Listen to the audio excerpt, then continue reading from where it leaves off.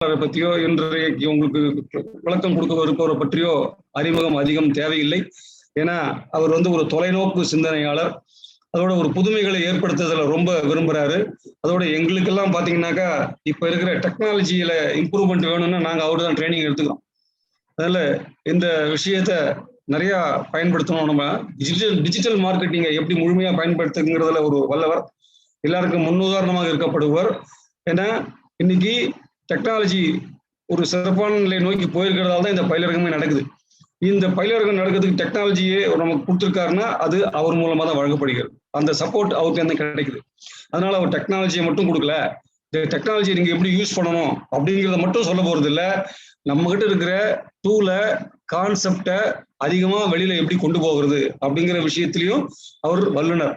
அதனால அவருடைய வகுப்புகள் எல்லாரும் விரும்பி கேட்கப்படுகிறது. பல வகுப்புகள் திரும்ப திரும்ப கேட்கப்பட்டிருக்கிறது. அதனால அவர் நமக்கு புதியவர் அல்ல. ஆனாலும் இன்னைக்கு அவர் எழுத்திருக்க சப்ஜெக்ட் ஒரு புதிய கோணத்தில் பார்க்கப்படுகிறது. அவருடைய வகுப்பையே இன்று ஒரு புதிய கோணத்தில் நடத்துவதாக தெரிவித்திருக்கிறார். ஆகவே இது ஒரு அரிய சந்தர்ப்பம். இதை எல்லோரும் பயன்படுத்தி பயனடைய வேண்டும். அது மட்டும் இல்ல, இந்த சூழ்நிலையில இந்த மாதிரி நுணுக்கங்கள் நீங்க என்ன நம்ம புஸ்தகத்தை படிக்க இந்த சமயத்துல நமக்கு டைம் நிறைய கிடைச்சிருக்கு. மனசுல இயற்கையாவே ஒரு அழுத்தம் நம்மள அறியாம இருக்கிறதுனால நம்முடைய மனசு எதிலும் ஈடுபடலை. இது எனக்கு மட்டும் இல்ல, எல்லாருக்கும் இருக்கு.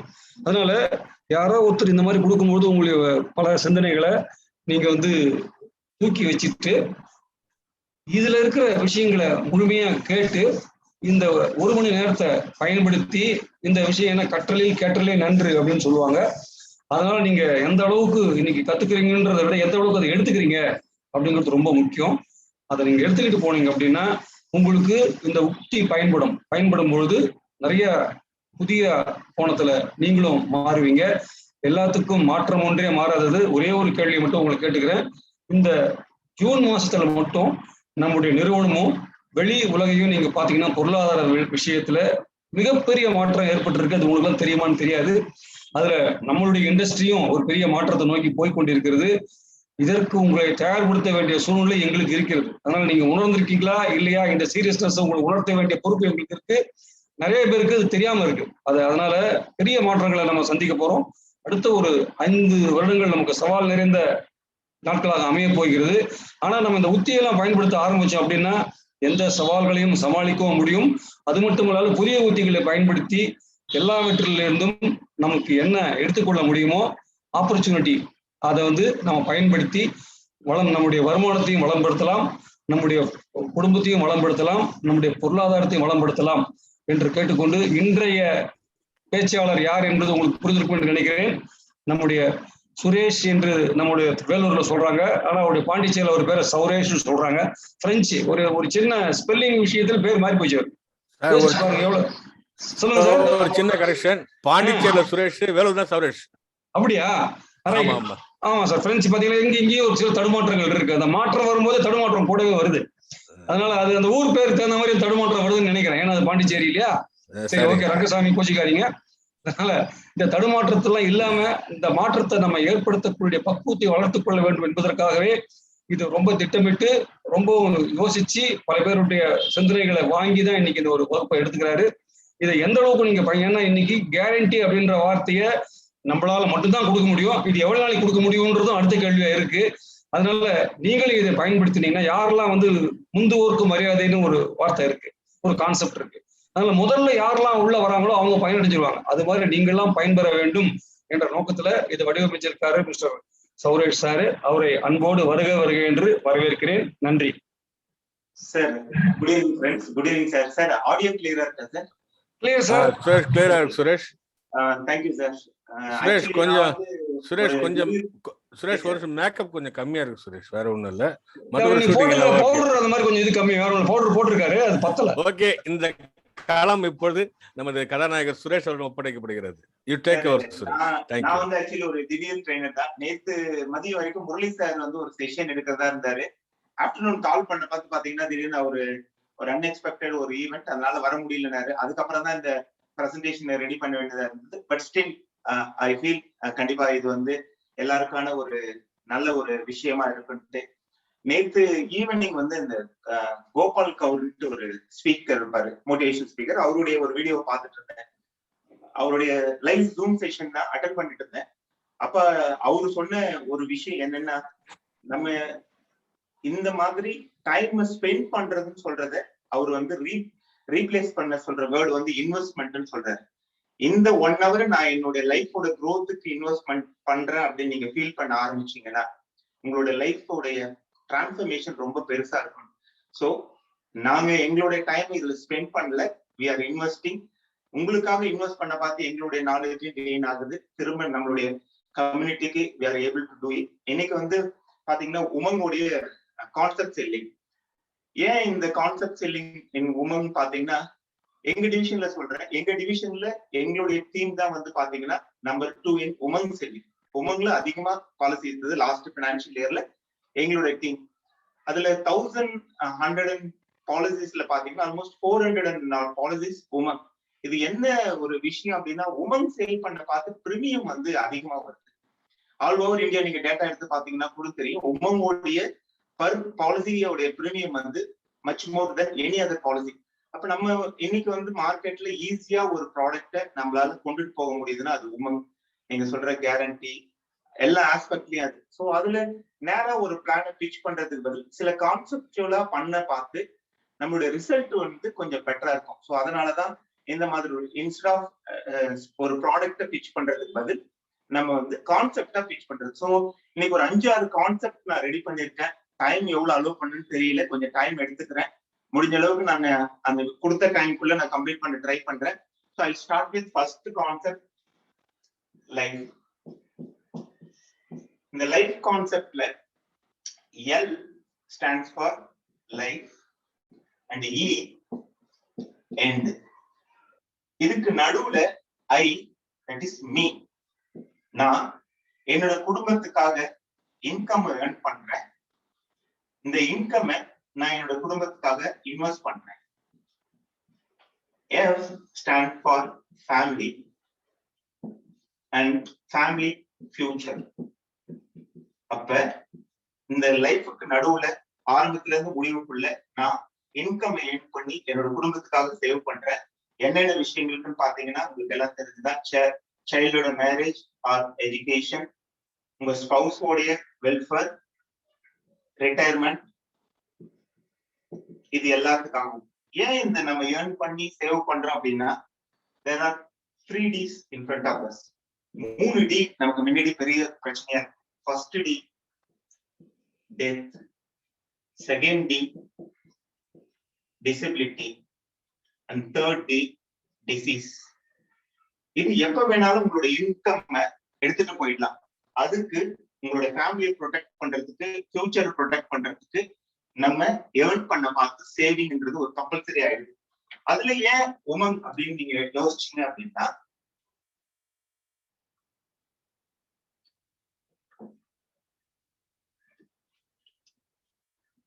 ஒருத்தருடைய வாழ்க்கை காலம் டேட் ஆஃப் பர்த்ல இருந்து டேட் ஆஃப் டெத் வரைக்கும் ஆவரேஜா 0ல ஆரம்பிக்கணும். 80-85 வயசு வரைக்கும் கூட உயிரோடு இருக்கலாம். இதை நம்ம என்ன சொல்றோம்னா, we call it as life span, வாழ்க்கை காலம். இதுல படிச்சு முடிச்சு அவர் வேலை செய்யறது சில பேர் 25, பிஜி தான் முடிச்சா 30 வயசுல வேலையை ஆரம்பிக்கிறாங்க. 60 வயசு வரைக்கும் தான் அவங்களால வேலை செய்ய முடியும். கீழே பிசினஸ் அது மாதிரி ஒரு 65 வயசு வரைக்கும். இது என்ன நம்ம சொல்றோம் அப்படின்னா ஏர்னிங் ஸ்பேன் சொல்றோம். அப்ப லைஃபோட ஸ்பேன் பெருசா இருக்கு, ஆனா ஏர்னிங் ஸ்பேன் சின்னதா இருக்கு. இதுலயே தெரியுது there is a gap. அந்த கேப்பை நம்ம ஃபுல்ஃபில் பண்ணி ஆகணும். இதுல இன்னொரு முக்கியமான ஒரு ஆஸ்பெக்ட் இருக்கு. நம்ம பிறக்கிறதுக்கு முன்னாடியே நம்மளோட செலவு ஸ்டார்ட் ஆயிடுது, நம்ம இறந்ததுக்கு அப்புறமும் செலவு இருக்கு. இதை we call it as expense span. இப்ப பாருங்க, லைஃப் ஸ்பேனோட ஏர்னிங் ஸ்பேன் சின்னது, எக்ஸ்பென்ஸ் ஸ்பேன் பெருசு. இப்ப செலவினங்கள் நம்ம பிறக்கிறதுக்கு முன்னாடி எப்படின்னா, நீங்க உங்க அம்மாவோட வயசுல இருக்க பார்த்து அவங்க ஹாஸ்பிட்டல் போவாங்க, டெலிவரி இன்னைக்கு 1 lakh சொல்றாங்க டெலிவரி சார்ஜஸ். இந்த இடம் நம்ம பிறக்கிறதுக்கு முன்னாடியே செலவுகள் ஆரம்பிச்சு கன்சியூம் பண்ண ஆரம்பிச்சிடணும். நம்ம ஏர்ன் பண்ண போறது இந்த இடத்துலதான் ஏர்னிங் இங்க முடியுது. அதுக்கப்புறம் ஏர்னிங் இல்லாத ஒரு ஸ்பேன் இங்க இருக்கு, டெத்து. உங்களுக்கு தெரியும், டெத்துக்கு அப்புறம் இறுதி சடங்குகள், அதுக்கான செலவுகளும் இருக்கு. அப்போ ஒரு மனுஷன் பிறக்கிறதுக்கு முன்னாடி ஆரம்பிச்ச செலவு, இறந்ததுக்கு அப்புறமும் செலவுகள் போயிட்டு இருக்கு. அப்ப எக்ஸ்பென்ஸ் பிளான் தான் நமக்கு இருக்கிற ஒரு பெரிய ப்ராப்ளம். இதுக்கு பிளான் பண்ணல, எங்கிருந்து பிளான் பண்ண, ஏர்னிங்ஸ் பிளான் பண்ணி எக்ஸ்பென்ஸ் பிளான் பண்ணல அப்படின்னா பிரச்சனை. இதுக்கு ஒரு பியூட்டிஃபுல் சொல்யூஷன் எதுன்னு பாத்தீங்கன்னா ஜீவன் பீமா. ஏன்னா இந்த ஸ்பேன் எவ்வளவு நாள் இருக்குன்னு நமக்கு தெரியாது. இந்த இடத்துல கேரண்டியா ஒரு வருமானம் எந்த ஒரு தடையும் இல்லாம நிரந்தரமா நமக்கு வந்துட்டே இருக்கணும். இதுக்கான ஒரே ஒரு ப்ராடக்ட் இன்னைக்கு இருக்கிறது மார்க்கெட்ல எதுன்னு பாத்தீங்கன்னா Jeevan Bima. This is the first concept call life.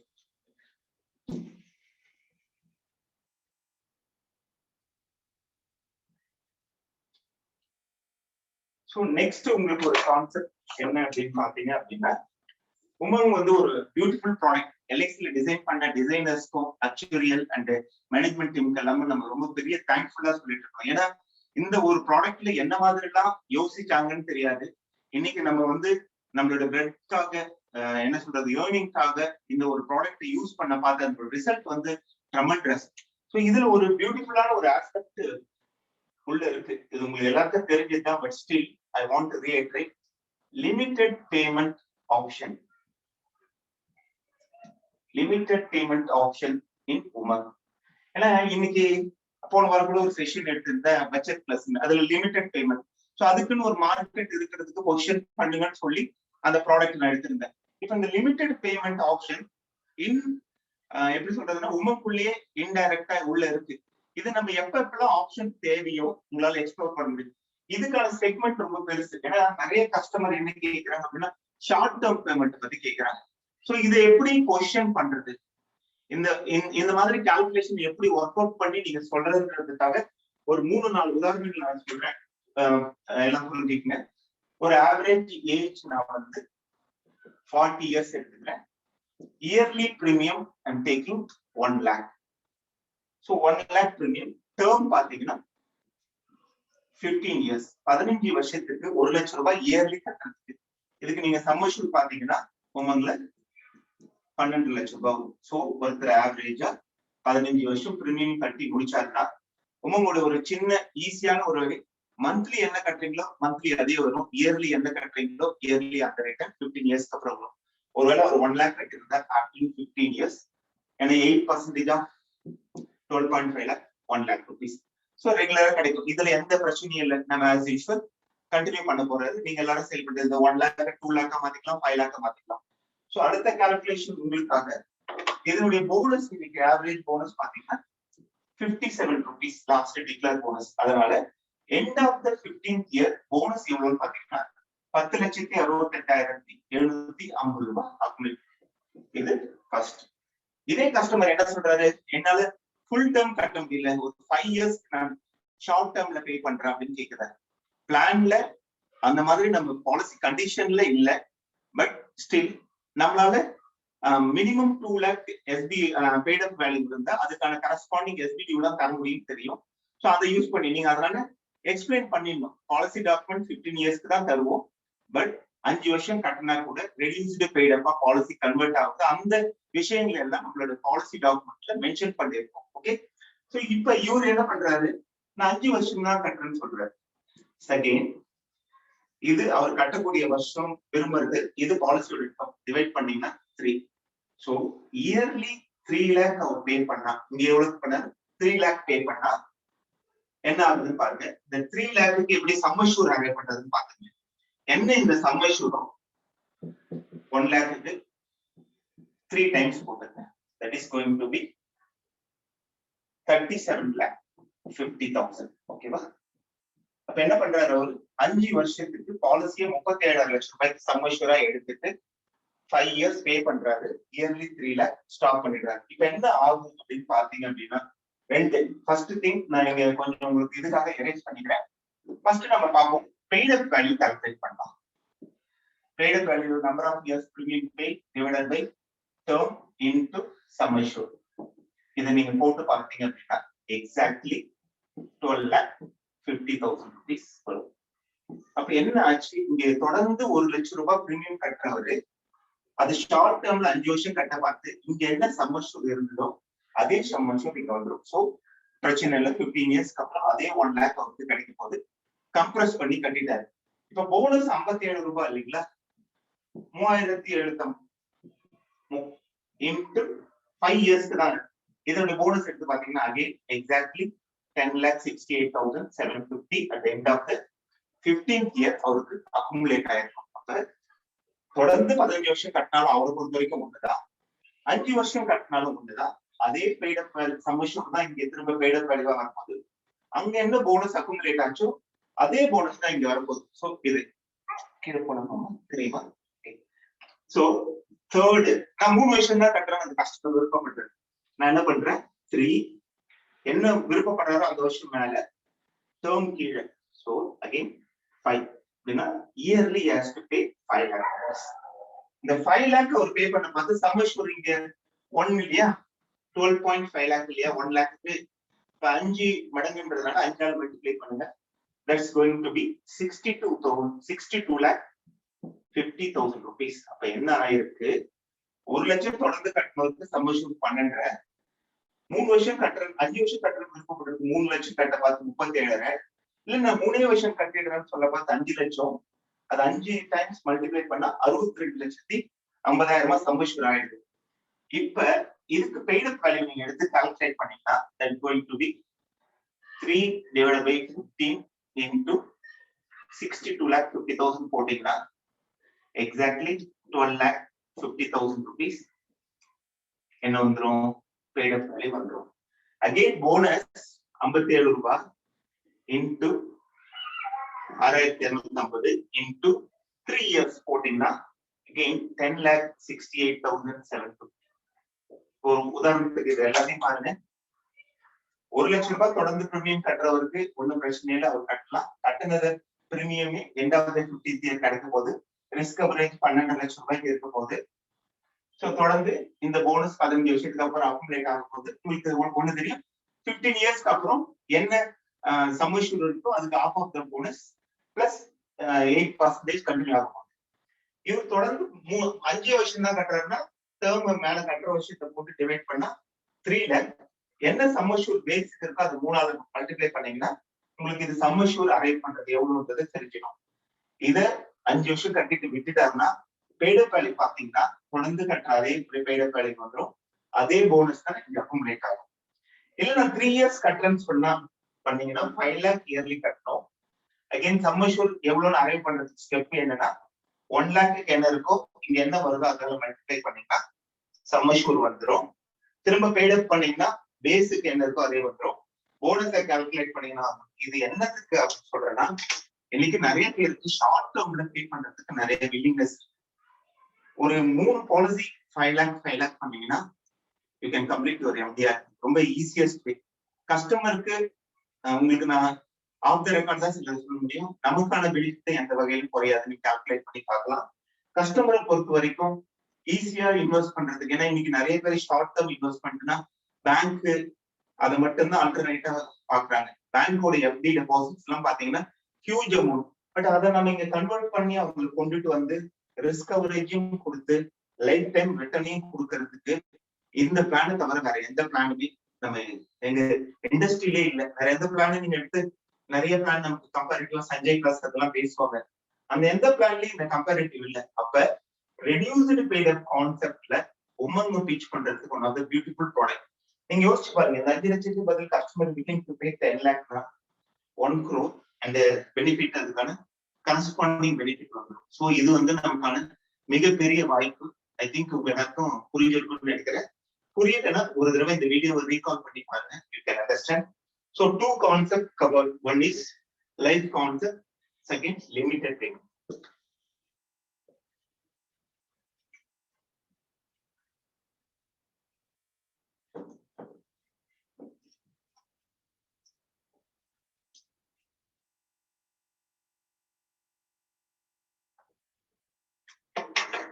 Third பாத்தீங்க அப்படின்னா ஜீரோ கான்செப்ட். ஜீரோ கான்செப்ட் இது என்ன ஜீரோ கான்செப்ட் அப்படின்னா, இன்னைக்கு நம்ம நிறைய பேர் டாக்ஸ் இன்ஸ்ட்ருமெண்ட்டுக்காக இன்வெஸ்ட் பண்றது நிறைய ஆப்ஷன்ஸ் இருக்கும். நம்ம உதாரணத்துக்கு டாக்ஸுக்கு ஜனங்க எங்கெங்கெல்லாம் இன்வெஸ்ட் பண்ணுவாங்க அப்படின்னு பாத்தீங்க அப்படின்னா, இன்வெஸ்ட்மெண்ட் ஒண்ணு மியூச்சுவல் ஃபண்ட்ல ELSS போடலாம், பேங்க்ல 5 years டெபாசிட் பேங்க் போடலாம், LIC போடலாம். இது எல்லாத்துலயும் போட பார்த்து they are getting tax rebate. tax rebate கிடைக்கும் அவங்களுக்கு, என்ன ஸ்லாப்ல இருக்காங்க அது வாங்கிக்கலாம். Okay fine.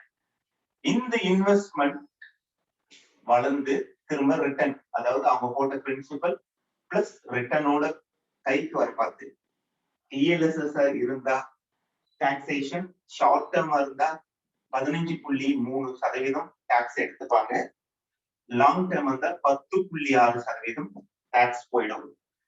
பேங்கா இருந்தா என்ன ப்ராஃபிட் இருக்கோ உங்களுடைய ஸ்லாப் 10, 20, 30 அந்த ஸ்லாப்ல டாக்ஸ் டிடக்ட் பண்ணிப்பாங்க ப்ராஃபிட்ல இருந்து.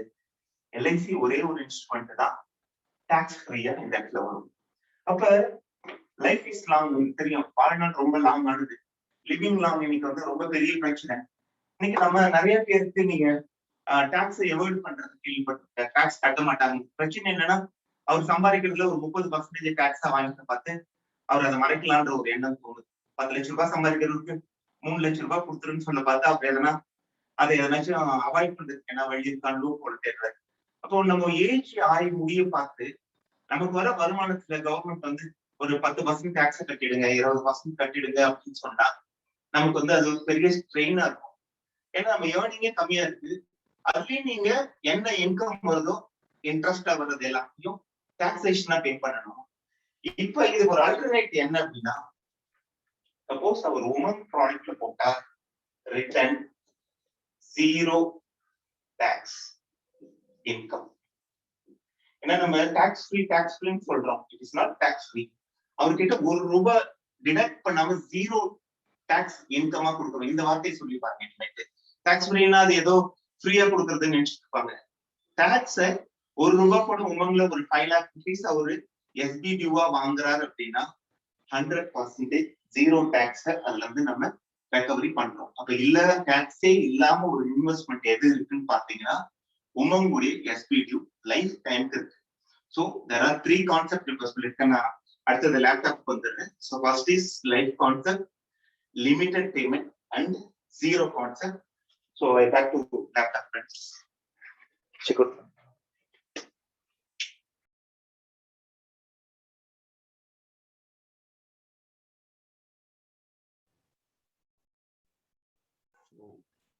தேங்க்யூ என்னோட டாக்டருக்கு. ஏன்னா பாவம் என்னுடைய அந்த மொபைல் ஸ்டாண்ட் வந்து கொலாப்ஸ் ஆயிடுச்சு. இவ்வளவு நேரம் அதை கையில பிடிச்சி கூட இருந்து சப்போர்ட் பண்ணா. தேங்க்யூ ஸ்ருதி. ஸோ இப்ப நான் வந்து உங்களுக்கு ஃபர்ஸ்ட் கான்செப்ட் நம்ம பார்த்துட்டோம். திஸ் இஸ் உமங்குடைய கான்செப்ட்ல லைஃப் கான்செப்ட் எக்ஸ்பிளைன் பண்ணிட்டேன். Second, limited payment, one of the beautiful option. இதை எவ்வளவுக்கு எவ்வளவு பவர்ஃபுல்லா நீங்க கொடுக்குறீங்களோ பிரீமியம் அதிகமா உங்களால மொபிலைஸ் பண்ண முடியும். ஹியூஜ் பிரீமியம்ஸ் வர்றதுக்கான பெரிய வாய்ப்புகள். ஏன்னா கஸ்டமருடைய மைண்ட் செட் இன்னைக்கு நம்ம நிறைய பேச பார்த்து 20 வருஷம் சொல்றீங்களா, 25 வருஷம் சொல்றீங்களான்னு யோசிக்கிறாங்க. அதுக்கு அவங்களோட மைண்ட் செட்டை ப்ரிப்பேர் பண்ற, இது எல்லாருக்கும் கொடுக்கணும்னு நான் சொல்ல வரல. நீங்க பாத்தீங்கன்னா நம்மளோட அதிகமா யார்கிட்ட பணம் போயிட்டு இருக்குன்னா பேங்க்ல. ஏன் பேங்க்குக்கு போகுது? ஷார்ட் டேர்ம் போட்டா என்னைக்கு வேணாலும் எடுத்துக்கலாம், இல்ல நம்ம பணத்தை நிறைய பார்க் பண்ணி வச்சா ஈஸியா இருக்கும், அந்த மைண்ட் செட். அது நம்மள அதுல இருந்து ஒரு 5%, 10% ஒரு சிட்டில இருக்கிறவங்க நீங்க டைவர்ட் பண்ணீங்கன்னா it is crores of business. ஏன்னா நம்மளால பண்ண முடியாத அந்த பிசினஸ் பேங்க்குக்கு வாங்கிட்டு இருக்காங்க. ஸோ அதை கன்வெர்ட் பண்றதுக்கு இந்த சாய்ஸஸ். தேர்டு நான் சொல்றது 0 கான்செப்ட். ஏன்னா நம்ம எப்பவுமே டாக்ஸ் ஃப்ரீன்ற வேர்டு நிறைய யூஸ் பண்றோம். அது என்ன ஏதோ ஃப்ரீ போல இருக்குன்னு நினைக்கிறாங்க. வர வருமானத்துல 0 டாக்ஸ் உங்களுக்கு தரும். ஏன்னா என் சன் பேசிட்டே இருப்பா சொல்லுவாங்க, கல்ஃபுக்கு போயிடலாம் போல இருக்கு, அந்த கல்ஃப்ல டாக்ஸே பிடிக்கிறது இல்லையா, வாங்குற வருமானத்தை அப்படியே எடுத்துக்கலாமான்னு. இது மைண்ட் செட் நிறைய யங்ஸ்டர்ஸ்க்கு இருக்கு. ஏன்னா நம்ம சம்பாதிக்கிறதுல டாக்ஸ் கட்டி, நம்ம 20 லட்சம் ரூபாய் சம்பாரிச்சீங்கன்னா 6 லட்சம் ரூபாய் டாக்ஸ். இங்க 20 லட்சம் ரூபாய் உங்களோட வாழ்நாள் முழுக்க பணம் வருது அப்படின்னா ₹1 கூட டாக்ஸே எடுக்காம உங்ககிட்ட கவர்மெண்ட் கொடுத்துட்டே வருவாங்க. இது எவ்வளவு பெரிய ஒரு நல்ல விஷயம். அப்ப உங்க பணத்துல இருந்து ஒரு சேதாரம் இல்லாம கையில கிடைக்கிறதுனால you pitch it as 0 concept. உங்களோட பணம் என்ன வருதோ அதுல ₹1 கூட டாக்ஸேஷன் இல்லாம உங்க கைக்கு வருன்றத பிச் பண்ணுங்க. சோ அடுத்த கான்செப்ட் பாத்தீங்கன்னா LICR கான்செப்ட். அப்படின்னா என்ன அப்படின்னா, எல்லா ஃபினான்ஷியல் இன்ஸ்ட்ருமெண்ட்டுக்கும் சில நேச்சர்ஸ் இருக்கு, சம் கேரக்டரிஸ்டிக்ஸ் இருக்கு. இந்த நேச்சர் அண்ட் கேரக்டரிஸ்டிக் தான் வந்து ஒரு ஃபினான்ஷியல் இன்ஸ்ட்ருமெண்ட்டையும் நம்ம இன்வெஸ்ட் பண்றதுக்கு பார்த்து வேரி பண்ணுது. உதாரணத்துக்கு எல்லா விஷயத்துக்கும் ஒண்ணு இருக்கும். This is called first L stand for life risk. வேற உலகத்துல எந்த பினான்சியல் இன்ஸ்ட்ருமெண்ட்டுக்கு இல்லாத ஒரு பெரிய விஷயம் என்ன அப்படின்னா, இன்சூரன்ஸ் ப்ராடக்ட்ல மட்டும்தான் லைஃப் ரிஸ்க்ன்ற ஒரு எலமெண்ட் இருக்கும். அப்ப வாழ்நாள் முழுக்க ஒருத்தருக்கு பாதுகாப்போ, நான் இப்ப எழுதின மாதிரி அந்த லைஃப்ல எழுத பார்த்து எடுத்த உடனே நமக்கு ஏதோ ஒண்ணுன்னா அங்க ஃபேமிலியும் அவங்களோட ஃபியூச்சரும் கண்ணுக்கு எதிர்க்க நிக்குது. அதுக்கு ஒரு பெரிய ப்ரொடெக்ஷன் தர வேண்டிய ரெஸ்பான்சிபிலிட்டி எல்லாருக்கும் இருக்கு. அப்ப அவரோட இன்கம் ரீப்ளேஸ் பண்றதுக்கு நமக்கு முன்னாடி என்ன இருக்குன்னா லைஃப் இன்சூரன்ஸ் மட்டும்தான் இருக்கு. So L stand for life risk. Next பாத்தீங்கன்னா இன்ஃபிளேஷன் ரிஸ்க். இது என்ன இன்ஃபிளேஷன் ரிஸ்க்னா, ஒரு பணம் வளர்ந்து வருதுன்னு வச்சுங்களேன். உதாரணத்துக்கு இப்ப பேங்க்ல ஒருத்தர் 5% வட்டிக்கு போடுறாரு. ஒரு 5 வருஷத்துக்கு அப்புறம் அந்த 5% வாங்க பார்த்து வெளியில மார்க்கெட்ல இன்ஃபிளேஷன் சொல்லுவோம், பணவீக்க விகிதம். அது வந்து ஒரு 3.5% வந்ததுன்னா அவர் ரியல் ரிட்டர்ன் வந்து இன்ஃபிளேஷன் அட்ஜஸ்ட் பண்ணதுக்கு அப்புறம் 1.5% தான் கையில கிடைக்குதுன்னு அர்த்தம். அவர் எவ்வளவு அப்ப 5 ரூபாயை முதலீடு பண்ண ஒருத்தர் 10 ரூபாய் வாங்குறாருன்னா, அன்னைக்கு விலைவாசி உயர்ந்திருந்தா கைக்கு 2 ரூபாய் தான் லாபம் கிடைச்ச மாதிரி இருக்கும், 5 ரூபாய் லாபம் இல்ல. ஆனா உங்களுக்கு தெரிஞ்சிருக்கும், கிட்டத்தட்ட லாஸ்ட் ஒரு 40-50 இயர்ஸா எல்ஐசியோட போனஸ் பாத்தீங்கன்னா 6 to 7% இருக்கு. 6-7%. எந்த ப்ராடக்ட் வேணாலும் எடுத்து பாத்துங்க நீங்க. போஸ்ட் டாக்ஸ், ப்ரீ டாக்ஸ் நான் சொல்லல, ஜெனரலாவே இந்த 6-7% இன்ஃபிளேஷன் 3 இருக்க பார்த்து 4%. அப்ப நம்ம product over period of time இன்ஃபிளேஷனை பீட் பண்ற ஒரு ப்ராடக்ட். வேற எந்த இன்ஸ்ட்ருமெண்ட்டுக்கும் அந்த மாதிரி ஒரு நேச்சர் இல்ல. தேர்ட் பாத்தீங்கன்னா C stand for capital risk. இதுதான் ரொம்ப முக்கியமான ஒரு விஷயம். நிறைய இடத்துல மியூச்சுவல் ஃபண்ட்லயும் ஷேர் மார்க்கெட்லயோ இல்லாட்டினா வெளியில போன்சி ஸ்கீம்ஸ்லயும் இன்வெஸ்ட் பண்ணுவாங்க. அங்க எங்கேயுமே கேபிட்டல் கேரண்டின்ற ஒரு விஷயமே இல்லை. ஆனா நம்ம எல்லா ப்ராடக்ட்லயும் கவர்மெண்டோட செக்ஷன் 37 ஃபாரின் கேரண்டியோட கேபிட்டலுக்கு உத்தரவாதம் நீங்க என்னைக்கு இன்வெஸ்ட் பண்றீங்கன்னா அன்னையில இருந்து இருக்கு. ஈவன் நீங்க பேங்க்ல எடுத்துட்டீங்கன்னா கூட கோடிக்கணக்கில் நீங்க பணத்தை டெபாசிட் பண்ணா கூட 5 லட்சம் ரூபாய், ஏற்கனவே 1 lakh இருந்தது, இப்ப 5 lakhக்கு தான் கவர்மெண்டோடைய கேரண்டி பேங்க்ல நம்ம பண்ற டெபாசிட்டுக்கு இருக்கு. அப்ப மக்கள் என்ன யோசிக்கிறாங்க, இதை பத்தி தெரியாது. எவ்வளவு பணம் பேங்க்ல போட்டாலும் ரொம்ப சேஃப் போல இருக்கு அப்படின்னு நினைப்பாங்க. இல்ல, எதனா ஒண்ணு ஆச்சுன்னா 5 லட்சம் ரூபாய் வரைக்கும் தான் கேரண்டி தராங்க. அதே ஒரு நடுவுல நிறைய பேங்க்ல கூப்பிட்டு பாஸ்புக்ல சீல் போட்டு கொடுத்தாங்க. இன்னும் சில பேங்க்ல போட்டு தரல. அதே கஸ்டமர் நிறைய பேர் வர பார்த்து நமக்கு அந்த நெஃப்ட் ஃபார்ம் ஃபில் பண்ண பார்த்து சொல்லுவாங்க. நான் போய் கேட்டா அதை கூட பண்ணி தர மாட்டாங்க, இன்னும் 1 lakh தான் இருக்குது போல. அவங்களே யோசிக்கிறாங்க இந்த விஷயத்த. அப்ப கேபிட்டல் கேரண்டிய ப்ரொடெக்ட் பண்ற ஒரு ரிஸ்க் யார்கிட்ட இருக்குன்னா நம்ம கிட்ட இருக்கு. ஃபோர்த் பாயிண்ட் பாத்தீங்கன்னா ரிட்டர்ன் ரிஸ்க். இதுதான் இன்னைக்கு மிகப்பெரிய ஒரு சவால் எல்லாருக்கும். எப்பெல்லாம் நீங்க ரிட்டர்ன் அதிகமா வேணும்னு நினைக்கிறீங்களோ அப்ப அதிக ரிஸ்க் எடுக்க வேண்டியது இருக்கும். ரிஸ்க் அதிகமா எடுத்தா ரிட்டர்ன், இதுதான் நமக்கு டைரக்ட் ப்ரொபோர்ஷனேட் ஒரு வேல்யூ. ஆனா ஜீவன் உமங் ப்ராடக்ட்ல return guaranteed for life time. இந்த 7-8% அப்படின்றது நீங்க பாலிசி ரன் பண்ண முடிஞ்சதுக்கு அப்புறம் லைஃப் டைம் கிடைக்கிறது வந்து 8% நீங்க இன்னைக்கே எடுக்க பார்த்தே கேரண்டி பண்ணி தரும். அது இன்ஃபிளேஷனை பீட் பண்ணும், லைஃப் கவர் இருக்கும். உங்க கேபிட்டல் உத்தரவாதம் டே ஆரம்பிச்சதுல இருந்து உங்க பாலிசி முடிகிற வரைக்கும், நீங்க 100 வயசு இருக்கிறீங்களோ 90 வயசு இருக்கிறீங்களோ, கேபிட்டல் கேரண்டி. இந்த 4 நேச்சுரல் இருக்கிற ஒரு பினான்சியல் ப்ராடக்ட் மார்க்கெட்ல யாருன்னா நீங்க பேசுற கஸ்டமர் கிட்ட கேட்டு பாருங்க, எந்த ப்ராடக்ட்டுமே இல்லை. நீங்களே கூட உட்காந்து அனாலிசிஸ் பண்ணி பாருங்க, எந்த ஒரு ப்ராடக்ட்டுமே இந்த நேச்சருக்கு இல்லவே இல்லை. சோ இந்த 4 கான்செப்டை நீங்க பேச பார்த்து ஒரு பெரிய பாலிசிஸ் எல்லாம் கன்வின்ஸ் பண்ண பார்த்து அவருக்கு எக்ஸ்பிளைன் பண்ணுங்க. இது கேரக்டரிஸ்டிக் ஆஃப் பினான்சியல் இன்ஸ்ட்ருமெண்ட். இந்த மாதிரி ஒரு 4 விஷயங்கள் எந்த ஒரு ப்ராடக்ட்ல டிக் பண்ணிட்டே வாங்க. டிக் பண்ணுங்க, இது இருக்கா இது இருக்கா. எல்லாத்தையும் மேட்ச் பண்ற ஒரு ப்ராடக்ட் எதுன்னு பாத்தீங்கன்னா நம்மளோட ப்ராடக்டா தான் இருக்கும். அதுவும் லைஃப் டைம் ரிட்டர்ன் வந்து ரிஸ்கே இல்லாம கிடைக்கிறதுக்கு ஒரு ப்ராடக்ட் இருக்குன்னா ஒன்னு சிங்கிள் பிரீமியத்துல ஜீவன் சாந்தி, ஜீவன் அக்ஷய சொல்லலாம். கன்வென்ஷனல் ப்ராடக்ட்ல பாத்தீங்க அப்படின்னா இட்ஸ் கோயிங் டு பி ஜீவன் உமங். அதுல எந்த வித்தியாசமும் இல்லை. So friends, புரிஞ்சிருக்கா? புரிஞ்சதுன்னா புரிஞ்சதுன்னு போடுங்க. எதனா டவுட்னா you can ask me. Okay, so நீங்க சாட் பாக்ஸை கூட யூஸ் பண்ணலாம். புரியலன்னா you can just text me, நான் திரும்ப ரிப்பீட் பண்றேன். So this is another concept. Okay, so இது வந்து ரொம்ப சிம்பிளிஃபைடு கான்செப்ட், எஃப்டி கான்செப்ட். என்ன எஃப்டி கான்செப்ட்னா, இன்னைக்கு வாசு சார் என் கண் நேரா தெரியுறாரு, அதனால அவர் அன்மியூட் பண்ணிட்டு பேச முடியும். வாசு சார், உங்களுக்கு நிறைய பணம் இருக்கு, எஃப்டில போடணும்னு விருப்பப்படுறீங்கல்ல? பணம் நிறைய கையில இருக்கு, இமிடியேட்டா பார்க் பண்ணணும்னா பேங்க்ல எஃப்டில இன்ட்ரெஸ்ட் கிடைக்குன்னா போடுவீங்களா? போடலாம் சார். பேசலாம் சார். போடலாம் சார். ஆனா கேக்கல. போடலாம் சார். ஆனா பேசுறது கேக்கல சார். சார் போடலாம் சார். ஆனா சூரிட்டி இல்லைங்களா சார்? 5 lakhsங்கறீங்களா? 1 to 5 lakhs. நிறைய உங்க சொல்லுங்க சார், நீங்க சொல்றீங்களா? சொல்லுங்க. இல்ல எங்களுக்கு கேக்குது. எனக்கும் கேக்குது. இப்ப பேங்க்ல நீங்க டெபாசிட் எஃப்டி போடுனா நிறைய பணம் இருந்தா போட்டுருவீங்கல்ல சார்? போட்டுருவோம் சார். ஏன்னா பேங்கர்ஸ் டீல் இருக்கும்போது போட்டுதானே. எல்ஐசில இருக்கிறவங்களே போடுனா போட்டுருவாங்க, அதுதான் உண்மை. என்ன அப்படின்னா, இப்ப நம்ம ஒரு கான்செப்ட் சொல்லலாம். நிறைய பேர்கிட்ட பாலிசி டீச் பண்ண பார்த்து இந்த கான்செப்ட் உங்களால யூஸ் பண்ண முடியும். எஃப்டிஏ இன்ஸ்டால்மெண்ட்ல தரோம், நீங்க அதுக்கு ரெடியா இருக்கீங்களா? நான் இப்ப வாசு சாரே கேக்குறேன். வாசு சார், எஃப்டிஏ இன்ஸ்டால்மெண்ட்ல தரோம், ரெடியா? இன்ஸ்டால்மெண்ட்ல கொடுக்க முடியாது சார். ஃபுல்லா தான் நாங்க தரோம் சார். நீங்க ஃபுல்லா ஓகே, நாங்க தரோம். நீங்க கொடுத்தீங்கன்னா எனக்கு சுலபமா இருக்கும் சார். சுலபமா இன்ஸ்டால்மெண்ட்னா எனக்கு ஈஸி சார் பேமெண்ட். அது இல்லாம ஒரு குறிப்பிட்ட வருஷத்துக்கு அப்புறம் எஃப்டில இருந்து நீங்க பணம் எடுத்துக்கிட்டே இருக்கலாம் சார். அப்படின்னா ரொம்ப சந்தோஷம் சார். உடனே கொடுங்க சார். நீங்க பணம் எடுக்க பார்த்து உங்க பணம் வளர்ந்துக்கிட்டே இருக்கும் சார். அது இன்னும் ரொம்ப நல்ல விஷயம் சார். என்ன சார் இது? யாரு சார் வேண்டாமாங்க? சோ இந்த எஃப்டி கான்செப்ட் என்னன்னா, இட்ஸ் ஜீவன் உமங்கோட ஒரு கான்செப்ட். நம்ம பே பண்ற எஃப்டி மாதிரி அவர் ஒரு டெபாசிட் கிரியேட் பண்றாரு. அந்த டெபாசிட் அந்த டேர்முக்கு அப்புறம் 8% அவருக்கு தரப்போகுது. இது எல்லாருக்கும் தெரிஞ்ச விஷயம். அப்ப அவர் தொடர்ந்து கட்டிட்டே வராரு. 15 years கட்டி முடிக்கிறாரு. அப்ப எஃப்டியை இன்ஸ்டால்மெண்ட்ல சேவ் பண்ற மாதிரி பண்றாரு. அதுக்கப்புறம் பாத்தீங்க அப்படின்னா அந்த எஃப்டி 8% அவருக்கு வாழ்நாள் முழுக்க பணம் தரப்போகுது. போக எஃப்ஏபியும் பார்ஷியல் போனஸையும் திரும்ப எல்ஐசி அதுல ஆட் பண்ண போறாங்க. அவர் பணம் எடுக்க கூட அவருடைய கேபிட்டல் கூடிட்டே வரப்போகுது. இந்த மாதிரி ஒரு ப்ராடக்ட் வேற எங்கன்னா இருக்கான்னு கொஞ்சம் ஒரு தடவை யோசிச்சு பாருங்களேன். பணம் கட்டுறோம், கட்டி முடிச்சு ஒரு எஃப்டியா கிரியேட் பண்றோம். அந்த எஃப்டி 8% கேரண்டீடா டாக்ஸ் ஃப்ரீயா லைஃப் டைம் தரப்போகுது. இந்த பணத்தை நீங்க வாங்கிட்டு இருக்க பார்த்து கூட உங்க கேபிட்டல் அப்ரிசியேஷன் ஆகினே இருக்க போகுது. பார்ஷியல் போனஸ் தர போறாங்க, எஃப்ஏபி வருஷம் ஆட் பண்ண போறாங்க. சோ இது வந்து ஒரு ஈஸி ஃபார் பிச்சிங். நீங்க ஒரு பெரிய ஹை எண்ட் கிளைண்ட் கிட்ட பேச பார்த்து அவர்கிட்ட பேசுங்க. நான் உங்களுக்கு லைஃப் ஃபுல்லா ஒரு எஃப்டிய இன்ஸ்டால்மெண்ட்ல கிரியேட் பண்ண ஒரு 10 லட்சம் ரூபாய் வருஷத்துக்கு கட்டலாமா எஃப்டில?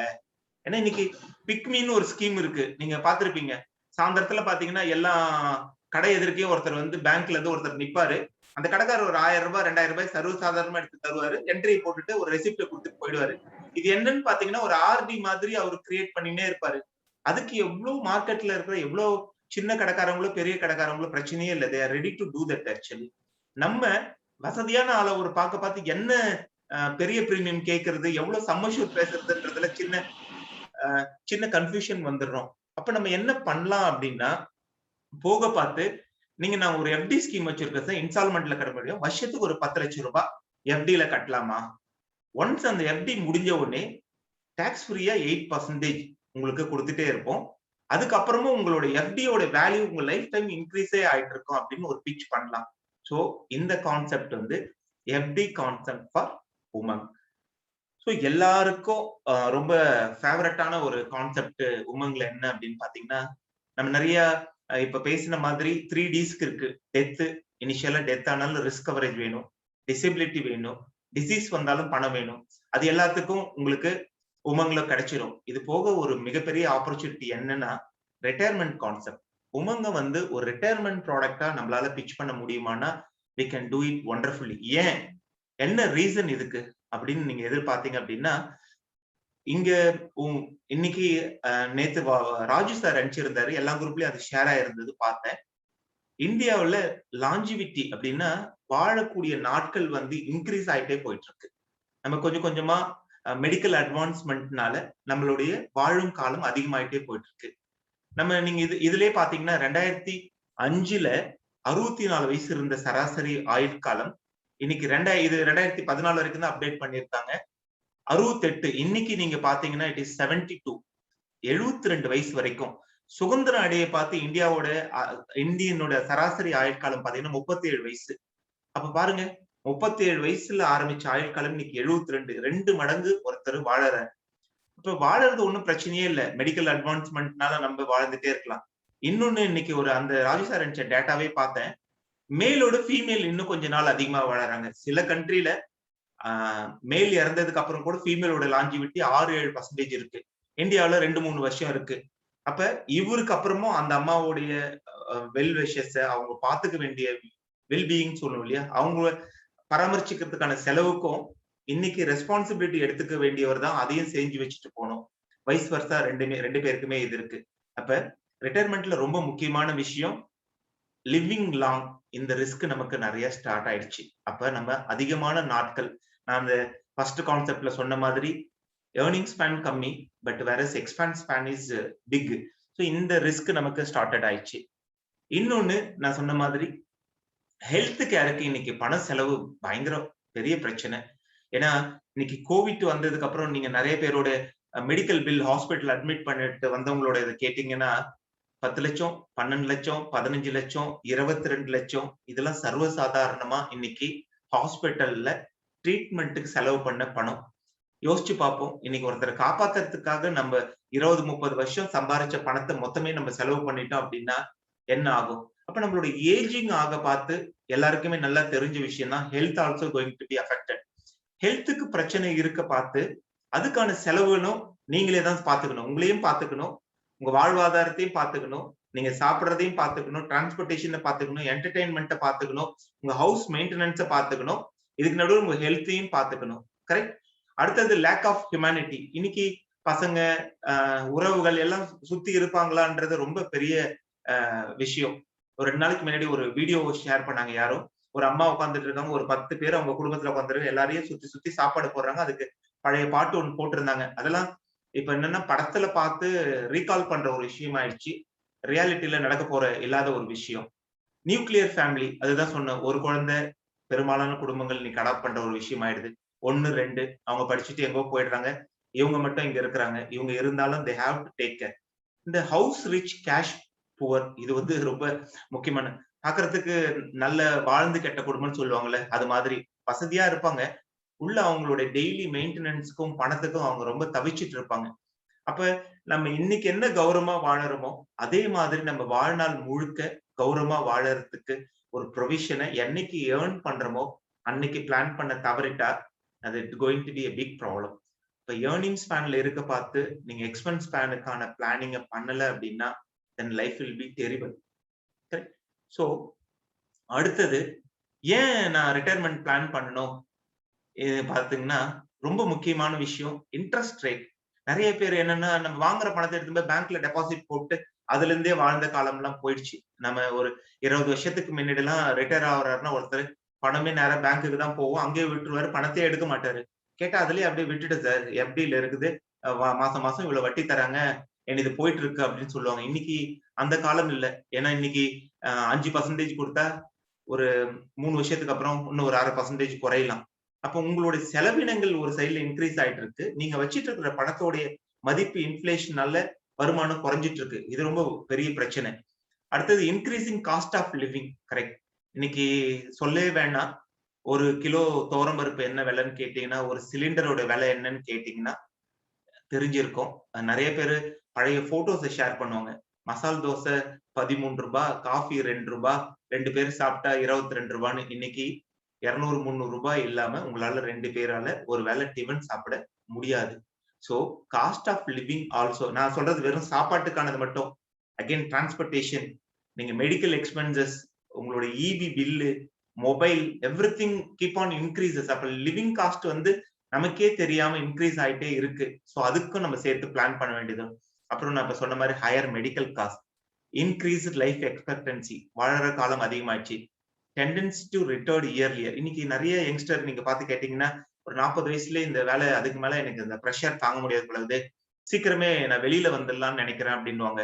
அப்ப வெளியில வர்றது பிரச்சனை ஒண்ணும் இல்லை. இப்ப கூட ரிசைன் பண்ணிட்டு போயிடலாம். ரிசைன் பண்ணதுக்கு அப்புறம் what you are going to do for your family? Financially தான் நான் கேட்கிறேன். என்ன நீங்க அதுக்கான ஸ்டெப்ஸ் எடுத்திருக்கீங்க, என்ன மாதிரி ப்ரொவிஷனை கிரியேட் பண்ணிருக்கீங்க, அதை பத்தி நம்ம யோசிக்கணும். இது நம்ம எல்லாருக்குமே தான். ஏஜென்சில நம்ம எல்லாரும் ஒர்க் பண்றோம், ஏர்னிங் நல்லா இருக்குது. ஆனா இதே ஹெல்த்தோட இதே இதோட நம்மளால எவ்வளவு காலம் நம்மளால ஏர்ன் பண்ண முடியும்? ஒரு டைம் நம்ம ரிட்டையர்மெண்ட் வேணாம், ரினிவல் கமிஷன் மட்டும் போகுதுன்னா ரினிவல் கமிஷன் கூட குறைஞ்சிட்டே தான் வரும்.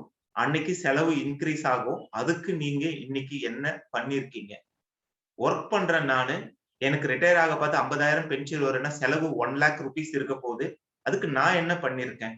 சோ இன்னைக்குதான் அந்த டெசிஷன் எடுக்கணுமே தவிர, ரிட்டையர் ஆகிற அன்னைக்கோ நான் இந்த வேலை போகுதுன்னு நினைக்கிற அன்னைக்கு எடுக்கக்கூடாது. So you should plan earlier. Correct?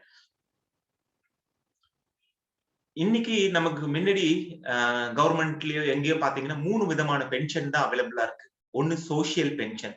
Social pension கவர்மெண்டே அவங்களுடைய குடிமக்களுக்கு ஏதோ ஒரு பினான்சியலி சப்போர்ட் பண்ணுவாங்க. அந்த விஷயம் நம்ம ஊர்ல இல்ல. அண்ட் மோர் ஓவர் இப்போ ஒரு டேட்டா படிச்சுட்டு இருந்த உட்காந்து அமெரிக்காவுல சோசியல் செக்யூரிட்டி ஸ்கீம் எல்லாம் ரொம்ப சந்தோஷமா பேசுவோம். சோசியல் செக்யூரிட்டி ஸ்கீமுக்கு லாஞ்சிவிட்டி இன்க்ரீஸ் ஆகிறதுனால சராசரி அமெரிக்கனோட ஆயுள் காலம் பாத்தீங்கன்னா 80 வயசை கிராஸ் பண்ணிடுது. இப்ப அவங்க என்ன நினைச்சிட்டு இருப்பாங்க, அவர் ரிட்டையர் ஆக பார்த்து ஒரு ஃபண்ட் வச்சிருந்தா அது ஒரு 10 வருஷம் வரும், 15 வருஷம் வரும்னு நினைச்சாங்க. இன்னைக்கு 30 வருஷம் செலவு பண்ண வேண்டியதா இருக்கு. இப்ப அந்த கவர்மெண்ட் இதை தொடர்ந்து செலவு பண்றதுனால அந்த கவர்மெண்ட்டுக்கு பணப்பற்றாக்குறை பெருசாக போகுது. அங்க இருக்கிற ஒரு நோபல் பரிசு வாங்கின எக்கனாமிஸ்ட் என்ன சொல்றாரு அப்படின்னா, அவங்களுடைய ஜிடிபி மாதிரி 3 மடங்கு பணத்தை எடுத்து வைக்கலன்னா இன்னும் 5 வருஷத்துக்கு அப்புறம் யுஎஸ்ஏ கவர்மெண்டால சோசியல் செக்யூரிட்டி ஸ்கீமை ரன் பண்ண முடியாது. இதுக்கு அவங்களுக்கு முன்னாடி இருக்கிற ஒரே ஒரு ஆப்ஷன் டாக்ஸஸ், இன்கம் டாக்ஸை இன்க்ரீஸ் பண்ணியே ஆகணும் அப்படின்னு சொல்றாரு. இன்கம் டாக்ஸை இன்க்ரீஸ் பண்ணி மக்கள் கிட்ட இருந்து பணத்தை வாங்கினாதான் சோசியல் செக்யூரிட்டி ஸ்கீமை கவர்மெண்டால ரன் பண்ண முடியும். ஸோ நம்ம கண்ட்ரில அது இல்லை. ஸோ அந்த ஒரு பேசிக்கான ஒரு விஷயம் இல்லைன்றதுனால இதுக்கு பிளான் பண்ண வேண்டிய நெசசரி நம்மளுடையது. தென் ஆக்குபேஷனல் பென்ஷன், வேலை செய்யறவங்களுக்கு அவங்க எம்ப்ளாயர்ஸ் தர பென்ஷன். இதுல கூட ஒரு பெரிய பிரச்சனை என்ன இருக்கு அப்படின்னா, 2010க்கு அப்புறம் ஆக்குபேஷனல் பென்ஷனே வந்து பாத்தீங்கன்னா என்ன சொல்லுவாங்க அப்படின்னா பார்ட்டிசிபேஷனா இருந்தது. நான் ஒரு 50% என்னுடைய சேலரியில 10% எடுத்துப்பாங்க, அவங்க ஒரு 10% போட்டு கான்ட்ரிபியூட்டரி பென்ஷனா இருந்தது. இப்ப என்ன ஆயிடுச்சுன்னா, பணத்தை வாங்கி எங்க வேணாலும் இன்வெஸ்ட் பண்ணலாம், என்ன பென்ஷன் வரும்ன்றது யாருக்கும் தெரியாது. ரிட்டையர் ஆகிற அன்னைக்கு வர்றதுதான் பென்ஷன். அப்போ உங்களுக்கு ரிட்டையர்மெண்ட் அன்னைக்கு என்ன கையில வரும்னே தெரியலன்னா அதுக்கு நீங்க இன்னைக்கு பிளான் பண்றது புத்திசாலித்தனமா, இல்ல அவன் என்ன கொடுக்குறானோ அதை வச்சு வாழ்ந்துக்கலாம்னு நினைக்கிறதா? That is also and individual pension. இதுதான் நம்மளை சுத்தி இருக்கிற எல்லாருக்குமானது. ஏன்னா இந்தியாவில் 10% மக்கள் கூட ஆர்கனைஸ் செக்டார்ல ஒர்க் செய்யுது. 90% மக்கள் அன்ஆர்கனைஸ் செக்டார் தான். அதாவது எப்படி சொல்றது, பிரைவேட் செக்டார், கார்பரேட்ஸ், நம்மளை சுத்தி இருக்கிற விவசாயம், இந்த மாதிரி பிசினஸ் எல்லாத்துலயும் 90% மக்கள் வேலை செய்யறாங்க. அவங்களுக்கும் ஏஜ் ஆக போகுது. ஏஜ் ஆக போனா நான் முன்னாடி சொன்ன எல்லா பிரச்சனையும் வரப்போகுது. அதுக்கு என்ன பிளான் பண்ணியிருக்காங்க? சோ இது ரொம்ப பெரிய முக்கியமானது.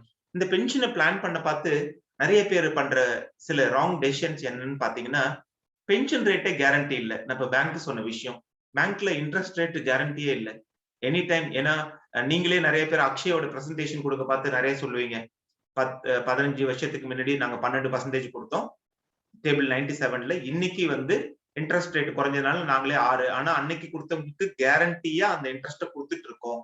நீங்க நிறைய பேர் அந்த ப்ராடக்ட்டை பிச் பண்ண பார்த்து சொல்ற ஒரு விஷயம். பேங்கோட இன்ட்ரெஸ்ட் ரேட் அன்னைக்கு நம்மளோட 1% அதிகமா இருந்தது, 13%. இன்னைக்கு பேங்கோட இன்ட்ரெஸ்ட் 5.5% வந்து நிக்குது. சோ கேரண்டி இல்லாத ஒரு விஷயத்தை நம்பி நீங்க பென்ஷனை பிளான் பண்ணீங்கன்னா அது ரொம்ப பெரிய ப்ராப்ளம். அதே மாதிரி பென்ஷன்ஸ் ஆர் டாக்ஸபிள். நான் இப்ப சொன்னதுதான் ஜீரோ, என்ன சொல்றது, ஜீரோ டாக்ஸ் இன்கம்னு பேசுங்கன்னு ஒரு கான்செப்ட் ஜீரோன்னு சொன்னேன். இதுல பிரச்சனை என்ன அப்படின்னா, நிறைய பேர் வேற வேற இன்ஸ்ட்ருமெண்ட்லயோ எங்கெங்கோ பிளான் பண்ணுவாங்க. வாங்குறது எல்லாம் அன்னைக்கு என்ன அவங்களோட டாக்ஸ் ஸ்லாப்ல இருக்கோ அதுல பே பண்ணணும், அதுல டெபிட் பண்ணிட்டு தான் மீதி அக்கௌண்ட் பணத்துக்கு வரும். சோ இது ஒரு பிரச்சனை. நீங்க உங்க பணத்துல எரோஷனா டாக்ஸேஷனுக்கு போயிடும். அப்ப risk of does not increase. Risk கவரேஜ்னு ஒண்ணு இல்லாததுதான் எல்லா மார்க்கெட்ல இருக்கிற ப்ராடக்ட் எல்லாம். பென்ஷன் ப்ராடக்ட் எதுலயுமே ரிஸ்க்ன்ற ஒரு எலமெண்டே இருக்காது இங்க. அப்ப what is the right correct decision? Pension rate கேரண்டியா இருக்கணும், பென்ஷன் டாக்ஸ் ஃப்ரீயா இருக்கணும், எனக்கு வாழ்நாள் முழுக்க ஒரு பாதுகாப்பு இருக்கணும். இந்த 3 சேர்ந்த ஒரு இன்ஸ்ட்ருமெண்ட் எது இருக்கு அப்படின்னா that's going to be Umang. உமங்க தவிர வேற எந்த ஒரு ப்ராடக்ட்லயும் இந்த 3 கேரண்டி இல்லவே இல்லை. ஒரு உதாரணத்துக்கு நீங்க இதை நான் ஷேர் பண்றேன், இது ஒரு பிரிண்ட் கூட எடுத்துக்கலாம். இது ஒரு உதாரணத்துக்கு ஜஸ்ட் நான் டூல் யூஸ் பண்ணிக்கிறேன். உதாரணத்துக்கு நம்ம பேசுற கஸ்டமருங்க வந்து நிறைய ஆர்கியூ பண்ணுவாங்க நம்ம கூட. இப்ப உதாரணத்துக்கு எடுத்துப்போம், வருஷத்துக்கு 10,000 ரூபாய், வருஷத்துக்கு 1,20,000 ரூபாய அவரு 15 வருஷம் சேவ் பண்றதா முடிவு பண்ணிட்டாரு கஸ்டமர். இந்த 15 வருஷம் முடிவுல 18 லட்சம் ரூபாய் அவருடைய டோட்டல் இன்வெஸ்ட்மெண்ட். இந்த கார்பஸ் எடுத்துட்டு வந்து அவர் 6% இன்ட்ரெஸ்ட்ல போடுறத வச்சுக்கோ. 6%ல போட்டா அந்த கார்பஸ் என்னவா ஆகும்? 6% இந்த 18 lakh க்ரோ ஆச்சுன்னா end of the 15th year 29,60,000 பணமா மாறிடும். இதுல இருந்து இன்னையில இருந்து ஒரு 15 வருஷத்துக்கு அப்புறம் இன்ட்ரெஸ்ட் ரேட் நீங்க ஒரு பெரிய எக்கனாமிஸ்ட் கேட்டீங்கனாலும் சரி, யாரை கேட்டீங்கனாலும் சரி, 2-3% சொல்லுவாங்க. We'll consider 3%. அவருக்கு அந்த 29 லட்சத்துல இருந்து 88,000 ரூபாய் அவருக்கு வருஷத்துக்கு பென்ஷனா கிடைக்க போகுது. இதுல ஒருவேளை அவருக்கு வேற எதனா இன்கம் எல்லாம் வந்து ரெண்டல் அதெல்லாம் இருந்தா ஒருவேளை 30% டாக்ஸ் பிராக்கெட்ல இருந்தா போஸ்ட் டாக்ஸா கைக்கு வர போறது 62,160. அவருடைய கார்பஸ் அவருடைய 80, 90, 100 வயசு வரைக்கும் இதே என்ன கிரியேட் ஆச்சோ அதே 29 lakh தான் இருக்க போகுது. இப்ப இந்த 29 lakhக்கு 3%ல வாங்கினா IRR அது எவ்வளவு வரப்போகுதுன்னா 3.26% அவருக்கு வரப்போகுது. இதே இன்னொரு பர்சன் 10 லட்சம் ரூபாய் 10,000 ரூபாய் மாசம் வருஷத்துக்கு 1.20 8% இன்ட்ரெஸ்ட்ல ஏர்ன் பண்ற ஒரு இன்ஸ்ட்ருமெண்ட்ல போடுறதா வச்சுக்கோங்க. 8%ல போட்டா அது எவ்வளவா ஆக போகுது கார்பஸ்னா 35 லட்சம் ரூபாய். அவருக்கு அதே 3% அன்னைக்கு இருக்கிற பேங்க் FDல கிடைச்சா 1,05,000 ரூபாய் வருமானமா கிடைக்க போகுது. இந்த 1,05,000 அவர் எடுத்துட்டு போய் டாக்ஸ் போக கைக்கு எவ்வளவு வரும்னா 71,000 ரூபாய்.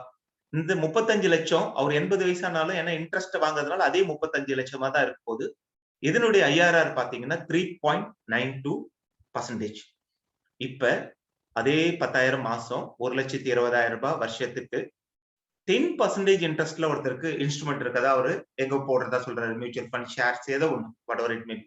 அது எவ்வளவா மாறுது அப்படின்னு பாத்தீங்கன்னா 41 லட்சமா கன்வெர்ட் ஆகுது. இதுல இருந்து அன்னைக்கு 3% இன்ட்ரெஸ்ட்னா கைக்கு வர போறது 1,25,000. அதுல டாக்ஸேஷன் போக ஆன் ஹேண்ட் 88,000 ரூபாய் கிடைக்க போகுது. Net yield IRR 4.60. இதுதான் ஒருத்தர் இன்னையில இருந்து நான் வேற எங்கன்னா சேர்த்துக்கிறேன், நான் மியூச்சுவல் ஃபண்ட்ல போடுறேன், பேங்க்ல போட்டுக்கிறேன்னு சொன்னா அவங்க எல்லாம் இந்த கேட்டகரியில இருக்காங்க. Okay fine. நம்ம இங்க வருவோம். நம்ம அதே 10,000 ரூபாய் நம்ம கிட்ட கொடுக்குறாருன்னா பாலிசி 15 லட்சம் ரூபாய்க்கு நீங்க பாலிசி கொடுக்க போறீங்க உமங்ல. பிரீமியம் 1,20,000 ரூபாய். 15 இயர்ஸ் கட்டுறாரு. 1,20,000 ரூபாய் டாக்ஸ் ஃப்ரீயா கொடுக்க போறீங்க. இங்க 62, 70, 80 இங்க கேரண்டீடா. இது கூட 3% இருந்துட்டா 2 ஆச்சுன்னா இந்த கால்குலேஷன் எல்லாம் மாறப்போகுது. கரெக்ட். வளர்ந்த நாடுகள்ல நீங்க நிறைய பேசுவீங்க, 0 இருக்குது, நீங்களே பணத்துக்கு இன்ட்ரெஸ்ட் நீங்களே என்ன ஃபீஸ் கொடுக்கணுமா அதெல்லாம். ஸோ அந்த சிச்சுவேஷன் வந்தா என்னன்னு தெரியாது. Okay what ever it maybe. இப்ப இங்க 1,20,000 ரூபாய் வருஷத்துக்கு கேரண்டீடா இன்னைக்கு டாக்குமெண்ட் பண்ணி கையில கொடுத்துட்டோம். அண்ட் கார்பஸ் எல்லாத்துலயும் அவங்க என்ன வச்சிருந்தாங்களோ அதே தான் 80 வயசுல இருக்குது. இங்க அந்த பர்சன் வச்சிருந்த 18 லட்சம் ரூபாய் 57 லட்சம் ரூபாயா கார்பஸ் கன்வெர்ட் ஆயிட்டு இருக்கு. 57 lakh rupees. கார்பஸும் வளர்ந்துருக்கு, பென்ஷனும் அதிகமா கிடைச்சிருக்கு. IRRல ஒர்க் அவுட் பண்ணீங்கன்னா 6%. இப்ப நான் சொன்ன இந்த கால்குலேஷன் வாங்க. அப்ப பென்ஷனோட இதுல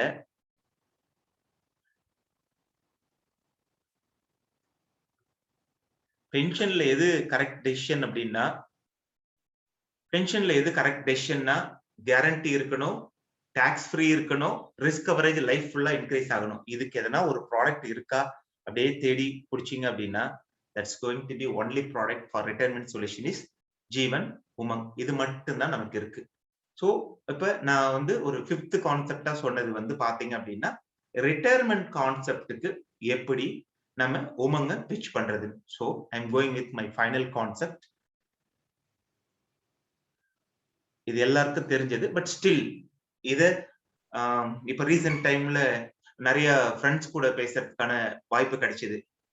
நார்த்தன் சைட்ல இருக்கிறவங்க அவங்க இந்த விர்ச்சுவல் ப்ராப்பர்ட்டியை நம்ம சதர்ன் சைட்ல இருக்கிறவங்களோட அதிகமா சேல் பண்றாங்க. ரீசன் எப்படின்னு பாத்தீங்கன்னா, do you want to invest in virtual property, pay 2,000 rupees per month. அவ்வளவுதான். கெட் அதுக்கு என்ன இருக்கு. இது ஒரு சின்ன மெசேஜஸ் நிறைய பாஸ் பண்றாங்க. பெரிய பெரிய டீம்லாம் கூட அங்க அதை பண்றாங்க. Tremendous result. புனேல ஆரம்பிச்சு மும்பைல இருக்கிற நிறைய பேருங்க பாத்தீங்கன்னா இந்த கான்செப்ட்.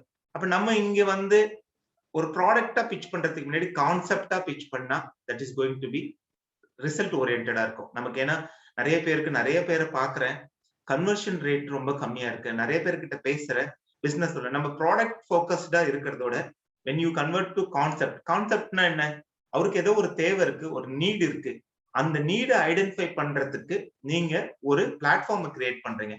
அந்த பிளாட்ஃபார்ம் தான் கான்செப்ட். அது ஒரு சில்ட்ரன்ஸ்க்கான கான்செப்டா இருக்கலாம், டாக்ஸேஷனுக்கான கான்செப்டா இருக்கலாம், இல்ல லைஃப் ரிட்டையர்மெண்ட்டுக்கு கான்செப்டா இருக்கலாம், லைஃப் கவருக்கு கான்செப்டா இருக்கலாம், சைல்டு மேரேஜ் கான்செப்ட்.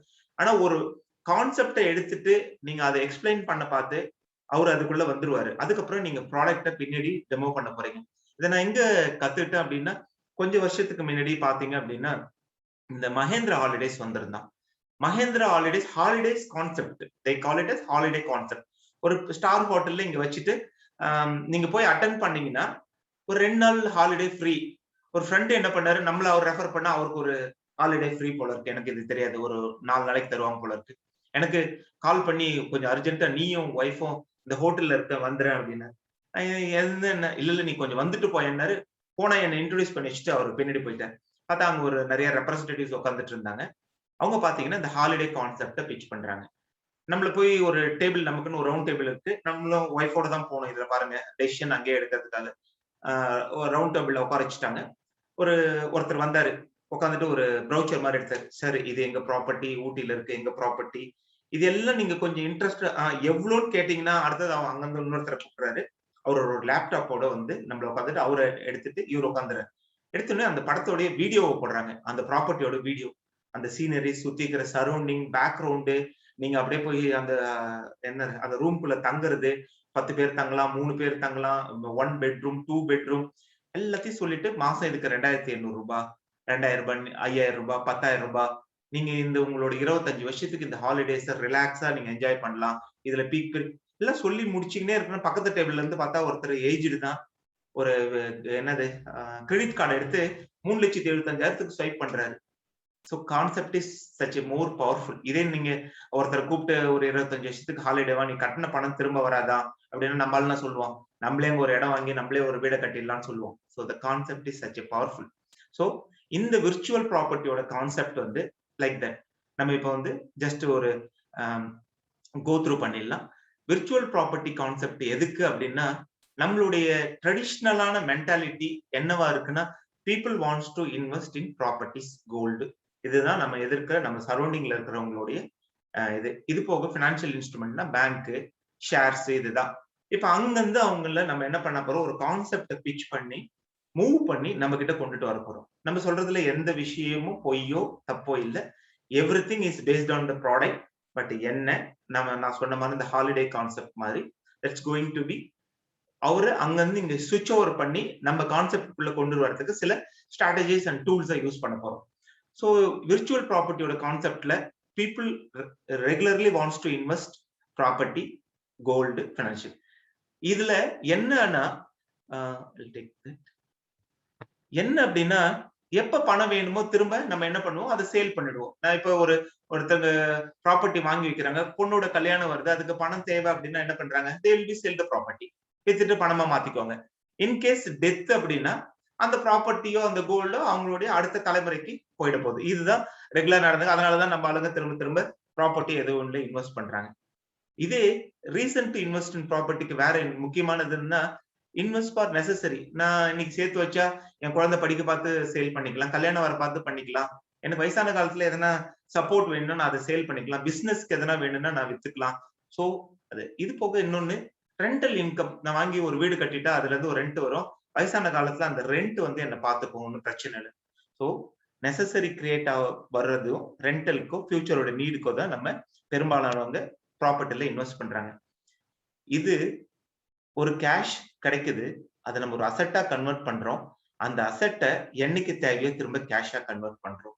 இதுல இருந்து என்ன ஒரு விஷயம் நீங்க புரிஞ்சுக்கணும்னா, பொருளா கன்சியூம் பண்ண முடியாது, பணமா தான் கன்சியூம் பண்ண முடியும். That is why cash is called king.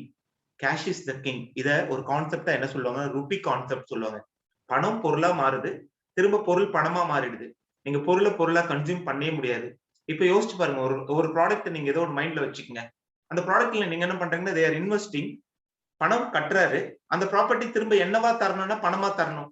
அப்ப பணமா தந்தா அவரோட நீட் எல்லாமே சாட்டிஸ்ஃபை ஆயிடும். சோ அப்ப நீங்க யோசிக்க வேண்டியது இந்த ருபி கான்செப்ட்.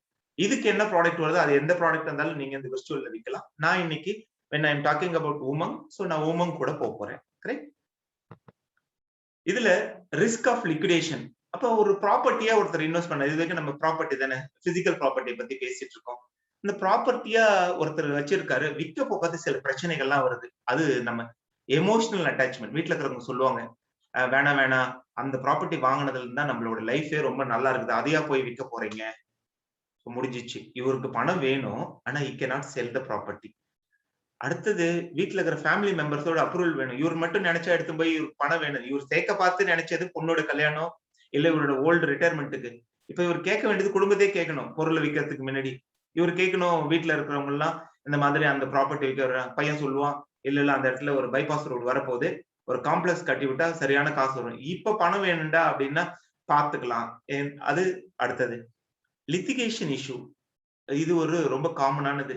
சில ப்ராப்பர்ட்டி வாங்கிடுவாங்க, அதுக்கப்புறம் பாத்தீங்கன்னா அது லித்திகேஷன் இஷ்யூ. அதாவது டாக்குமெண்ட் சரியா இருக்காது, அது கோர்ட்டுக்கு போகும், இவருடைய பணம் அங்க மாட்டிட்டு இருக்கும், நிறைய விஷயங்கள்னால தவிச்சிட்டு உட்காந்துட்டு இருப்பாங்க. சில டைம்ல cannot get the right price. நம்ம விற்கணும்னு நினைக்கிற டைம்க்கு சரியான விலை போகாது அது. இது இப்ப ரீசென்ட்லி பாத்தீங்கன்னா ஒரு சர்வேல மும்பை, பூனே, அந்த மாதிரி நாக்பூர், இந்த சிட்டிஸ் எடுத்து போட்டிருந்தாங்க. இங்கெல்லாம் பிரைசஸ் டிராப் ஆயிடுச்சு. வாங்கின விலையோட சில ஏரியாக்கள்ல ப்ராப்பர்ட்டியோட பிரைஸ் டிப்ளியேஷன், இன்க்ரீஸ் ஆகல, கீழே போயிட்டு இருக்கு. அப்ப நீங்க அங்க ஒரு இடத்துல இன்வெஸ்ட் பண்ணிருக்கீங்க, உங்களுக்கு பணம் தேவை, நீங்க ரைட் பிரைஸே வாங்க முடியாது. நீங்க 1 கோடிக்கு வாங்கி 2 கோடி விற்குன்னு நினைச்சிருந்தது 1 கோடி வாங்கி 90 லட்சத்துக்கும் போறதுக்கான வாய்ப்புகள் நிறைய இருக்கு. உதாரணத்துக்கு இப்படி சொல்றேனே, அந்த இடத்துக்கு பக்கத்துல ஒரு ரயில்வே ட்ராக் போட போறான்னா இதுல கொஞ்சம் கட் ஆயிட்டு போகுமா அப்படின்னு யாரோ ஒருத்தவங்க சொல்றாங்கன்னு வச்சுங்க, நீங்க போய் இப்ப அந்த ப்ராப்பர்ட்டி விற்க போறீங்க, நீங்க வாங்கின பிரைஸ் கிடைக்குன்னு நினைக்கிறீங்களா? கண்டிப்பா இல்ல. சோ அது ஒரு பிரச்சனை. அப்புறம் ஒரு நல்ல பையர் கிடைக்கணும், ரைட் டைம் கிடைக்கணும், அது ஒரு முக்கியம். நான் விற்கிறதுக்கு ரெடியா இருக்கணும், ப்ராப்பர்ட்டியை வாங்குறதுக்கு ஒரு ஆள் கிடைக்கணும். சில ஏரியாவுல ப்ராப்பர்ட்டி ரொம்ப காஸ்ட் அதிகமா இருக்கும், பணம் வச்சிருக்கவங்க, ஒரு பெரிய பணம் வச்சுக்கிறவங்க கிட்ட மட்டும்தான் விற்க முடியும். அதை தேடுறது நமக்கு ஒரு பெரிய சேலஞ்சிங்கா இருக்கும். இல்ல சில ஏரியாவுல அந்த லொக்காலிட்டி மாறிட்டு இருக்கலாம், அங்க வாங்குறதுக்கு ப்ரிஃபரன்ஸ் கொடுக்க மாட்டாங்க. ஸோ நம்ம இன்வெஸ்ட் பண்ண பார்த்து எடுத்த டெசிஷன், சேல் பண்ண பார்த்து நிறைய பிரச்சனைகள் வரும். இது பிசிக்கல் ப்ராப்பர்ட்டிக்கு இருக்கிற சேலஞ்சஸ். கரெக்ட்? அடுத்தது, சோ இது இந்த மாதிரி சேலஞ்சஸ் பிசிக்கல் ப்ராப்பர்ட்டில இருக்கிறதுனால இட்ஸ் த டைம் டு சுவிட்ச் ஓவர் டு விர்ச்சுவல் ப்ராப்பர்ட்டி. ஏன்னா இன்னைக்கு வேர்ல்டு டிஜிட்டலைஸ் ஆயிட்டு இருக்கு. நம்ம இப்ப பேசிட்டு இருக்கிற டெக்னாலஜியை ஒரு 10 வருஷத்துக்கு முன்னாடியோ 2 வருஷத்துக்கு முன்னாடியோ போன வருஷத்துல ஆல்மோஸ்ட் ஸ்டார்ட் பண்ணிட்டோம். 2 இயர்ஸ் பேக் நம்ம இதை பத்தி எல்லாம் பேசியிருந்தா, நாங்களே இங்க இருந்து ஒரு ட்ரைனிங் சென்னையில கோபிநாத் சார் அகாடமிக்கு போனோம் அப்படின்னா 4 மணிக்கு எழுந்திருப்போம், ரெடி ஆகும், இங்க இருந்து போகும், வரும், ஹோல் டே ஸ்பெண்ட் பண்ணுவோம். இன்னைக்கு அவரு காலைல 9:30 மணிக்கு ஸ்டார்ட் பண்றேன், நான் 9:20 வரைக்கும் வேலையை முடிச்சுட்டு வந்து உட்காடுறேன், 12 மணிக்கு ஏஞ்சிட்டு மதியானம் என் வேலையை பாக்குறேன். ஸோ இந்த technology how fast it change our life, நம்மளோட வாழ முறையே மாத்திடுது. இன்னைக்கு payment gateway, online payment gateway, நீங்க கூகுள் பே, போன்பே, பேடிஎம், எத்தனையோ கேட்வே. இப்ப பணமே நீங்க பாக்கெட்ல இல்லாம, நான் எத்தனை நாள் மொபைல மணி பர்ஸை வச்சுட்டு போயிட்டு வெறும் மொபைலை வச்சுட்டு நான் மேனேஜ் பண்ணிட்டு வந்துட்டு இருக்கிற நாள்லாம் இருக்கு. எல்லா கடையிலயும் இப்ப என்னன்னா ஒரே ஒரு ஸ்கேனர் வச்சிருப்பான், நீங்க உங்க மொபைல் எடுத்து அதை ஸ்கேன் பண்ணி பேமெண்ட் பண்ண, அவ்வளவுதான். உங்ககிட்ட பணம் இருந்தா போதும், பிசிக்கலா பணம் இருக்கணும்ன்ற அவசியமே இல்லை. ஏன்னா அது இட்ஸ் டிரான்ஸ்பர், அவ்வளவுதான். நமக்கு பணம் இருக்குதா இல்லையான்றதுலாம் தெரியாது, நான் டிரான்ஸ்பர் பண்ண அவனுக்கு போது, அவன் இன்னொருத்தருக்கு டிரான்ஸ்பர் பண்றான். இப்போ பிசிக்கல் கேஷோட நெசசரி இந்தியாவோட இந்த கவர்மெண்ட் வந்ததுக்கு அப்புறம் இவங்களோட டிஜிட்டல் இனிஷியேட்டிவ்னால பிசிக்கல்ல இருந்து டிஜிட்டல் மாறினவங்க 30, இது வேர்ல்டுல highest number of digital platform மணிக்கு யூஸ் பண்ற கண்ட்ரி இந்தியா. நீங்க எடுத்து பாத்தீங்கன்னா தெரியும், நம்பர் 1 கண்ட்ரி. யூஎஸ்ஏ நம்ம பீட் பண்ணிட்டோம் இந்த விஷயத்துல. சோ சச் ஏ பவர்ஃபுல் இன்னைக்கு டிஜிட்டல்ன்றது. சோ அப்ப நம்ம ப்ராப்பர்ட்டியும் விர்ச்சுவலா டிஜிட்டலா கொண்டுட்டு போக போறோம். கரெக்ட்? ஸோ இப்போ விர்ச்சுவல் ப்ராப்பர்ட்டிக்கு இதுக்கு ஒரு பேஸ் கான்செப்ட் எடுத்துப்போம். ஒரு 10,000 ரூபாய், பிசிக்கலுக்கு 10,000 ரூபாயா இங்கேயும் நம்ம இன்வெஸ்ட் பண்ணோம். அப்பதான் நம்ம ஃபர்தரா நம்ம டிஸ்கஸ் பண்றதுக்கு கொஞ்சம் ஈஸியா இருக்கும். இப்ப ஒருத்தர் இஎம்ஐல நம்ம ப்ராப்பர்ட்டி, விர்ச்சுவல் ப்ராப்பர்ட்டி எல்லாம் நம்ம கிட்ட வாங்க வர்றாரு. மாசத்துக்கு 10,000 ரூபாய் இன்ஸ்டால்மெண்ட், 20 வருஷத்துக்கு இஎம்ஐயா கட்ட தயாரா இருக்கிறாரு.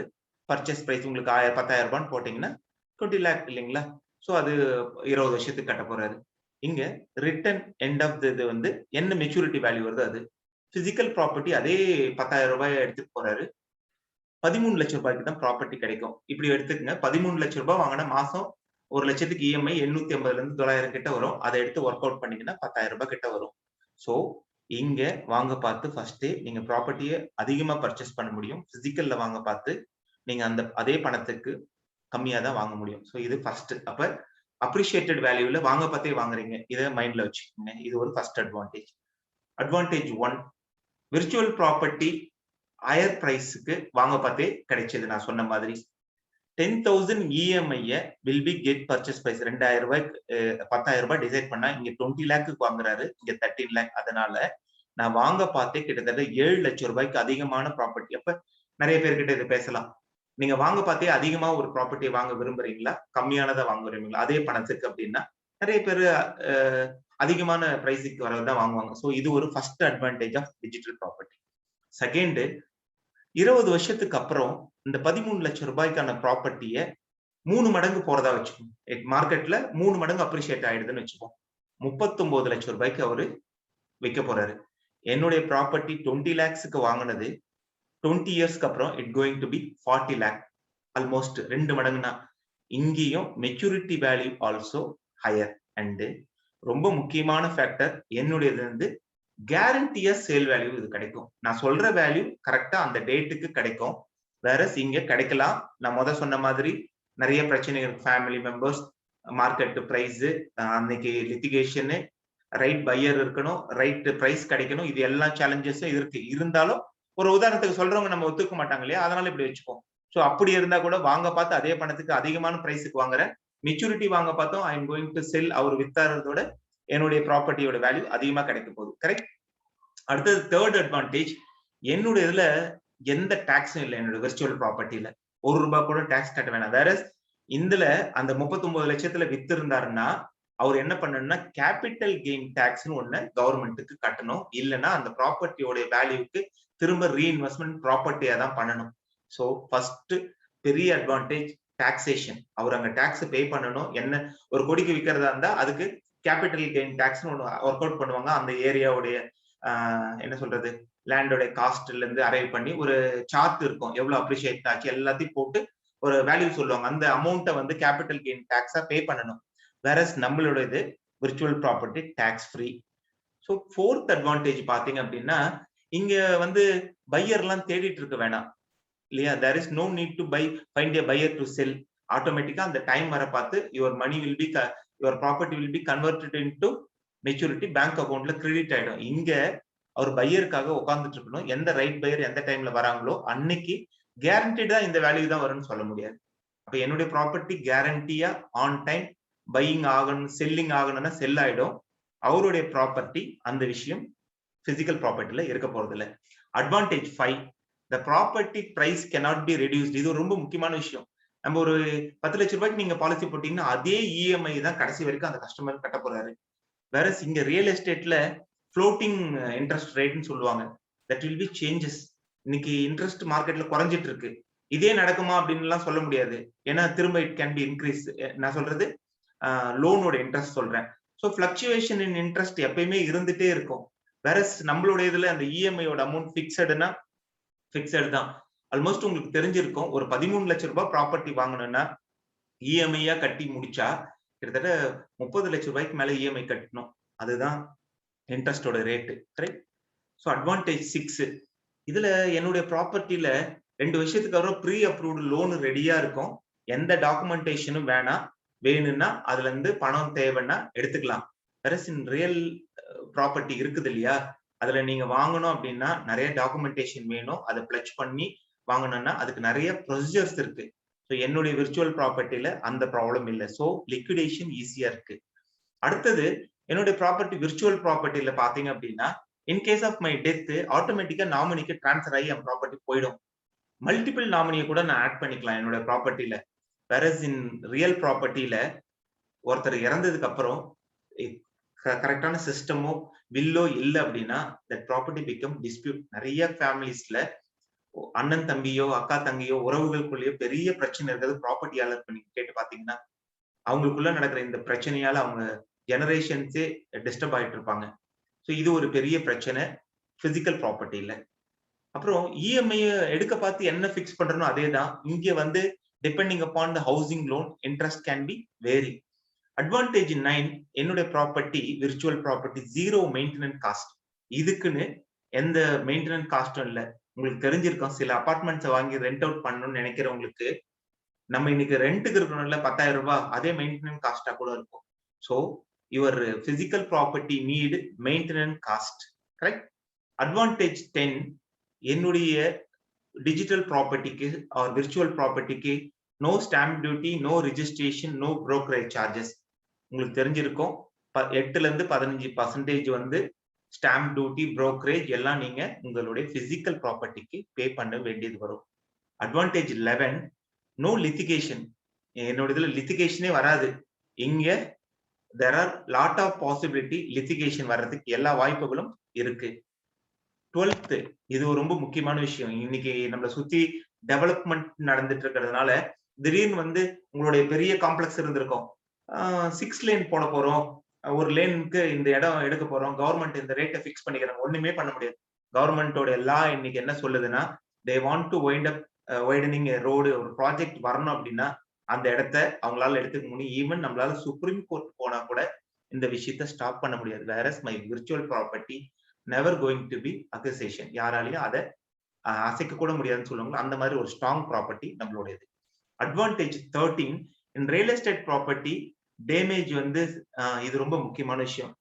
கேரளால ஒரு 2 இயர்ஸ்க்கு அப்புறம் நம்ம பாத்தீங்கன்னா சரியான பிசினஸ். எல்ஐசில சிங்கிள் பிரீமியத்திலையும் நிறைய பாலிசில இன்வெஸ்ட் பண்ணாங்க. ஏன்னா ஒரு 2 இயர்ஸ் பேக் ஒரு பெரிய ஃபிளட் வந்தது. அவங்களோட நிறைய ப்ராப்பர்ட்டிஸ கல்ஃப்ல இருந்து வாங்கி வச்சு எல்லாத்தையும் அதை அடிச்சுட்டு போயிடுது. அதுக்கப்புறம் அவங்க என்ன பண்ண ஆரம்பிச்சுட்டாங்கன்னா, இந்த மாதிரி இல்லாம விர்ச்சுவல் ப்ராப்பர்ட்டி, ஜீவன் சாந்தி மாதிரி, அக்ஷய் மாதிரி எல்லாம் பயங்கரமா இன்வெஸ்ட் பண்ண ஆரம்பிச்சுட்டாங்க. என்னன்னா ப்ராப்பர்ட்டி மாதிரி இன்கமும் வந்துட்டு இருந்தது. அவங்களோட ப்ராப்பர்ட்டின்றது இந்த மாதிரி நேச்சுரல் கலாமிட்டில டிஸ்டர்ப் ஆகாம இருந்தது. இது ரொம்ப ரொம்ப ஒரு வேலிடான ஒரு பாயிண்ட் நம்ம பிச் பண்ண பார்த்து.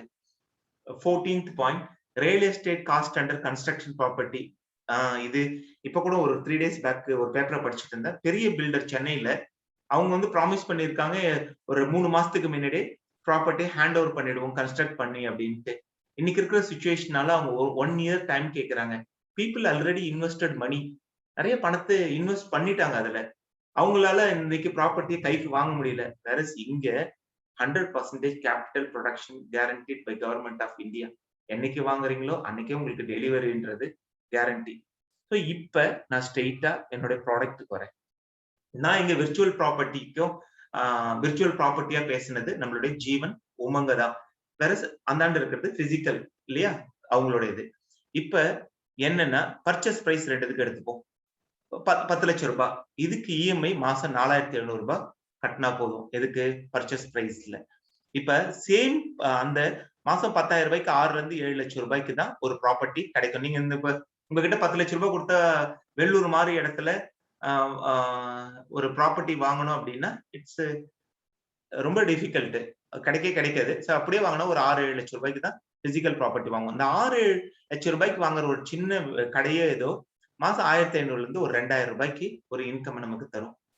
20 இயர்ஸ்ல அந்த ப்ராப்பர்ட்டி தந்த வேல்யூ பாத்தீங்கன்னா இந்த ரெண்டல் 3,60,000 ரூபாய். ப்ராப்பர்ட்டி 3 மடங்கு அப்ரிஷியேட் ஆகிறதா வச்சுக்கோங்க, 18 லட்சம் ரூபாய்.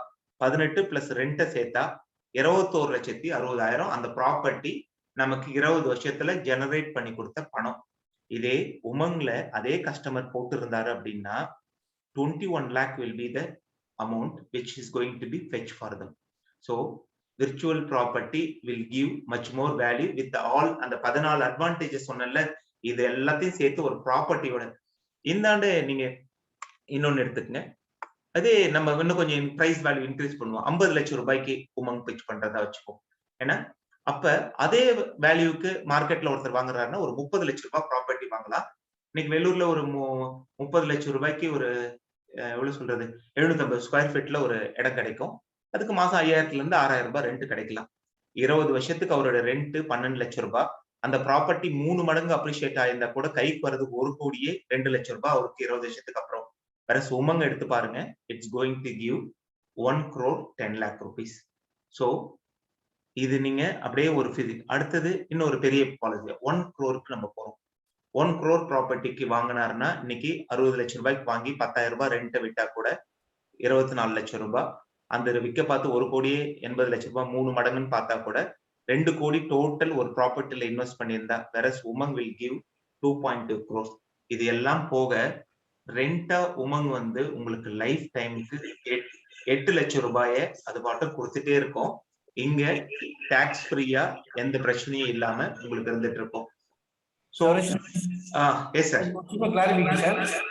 சார் ஒரு சின்ன இது அது மெயின்டெனன்ஸ் ஒன்னு இருக்கு, நம்மளோட மெயின்டெனன்ஸ் இல்ல இருக்கு சார். அது அந்த பாயிண்ட் சொல்லியிருக்கேன் சார். இங்க இருக்கேன், இது பாருங்க. மெயின்டெனன்ஸ் எல்லாமே அது அந்த 14 பாயிண்ட்ல மெயின்டெனன்ஸ் இருக்கு. இது எல்லாம் நீங்க சொல்றது கரெக்ட். இந்த ரெண்ட்லயே மெயின்டெனன்ஸ் இருக்கு. ஆமா, அது அது எல்லாம் அது கால்குலேஷன் வரல. அது இல்ல, அதெல்லாம் அவங்களே போட்டுக்கிட்டோம். ஏன்னா நம்ம ஒரு கஸ்டமர் கிட்ட சொல்ல பார்த்து, so 1 crore property will give much more value than anything. So நம்மளோட விர்ச்சுவல் ப்ராப்பர்ட்டியா உமங்க நீங்க பிட்ச் பண்ணீங்க அப்படின்னா that give much more better return than ஒரு பிசிக்கல் ப்ராப்பர்ட்டி. அதுல இருக்கிற ஏகப்பட்ட ஒரு 13-14 பிரச்சனையும் இது அட்ரஸ் பண்ணிடும். அது இல்லாம உங்களுக்கு கேரண்டீடான ரிட்டர்னையும் கொடுக்கும். அது இல்லாம எப்ப வேணாலும் நீங்க சேல் பண்ணிட்டு வெளியில போகலாம். உங்களுக்கு உங்களோட குழந்தைங்களோட படிப்போ மேரேஜ் எதா இருந்தாலும்.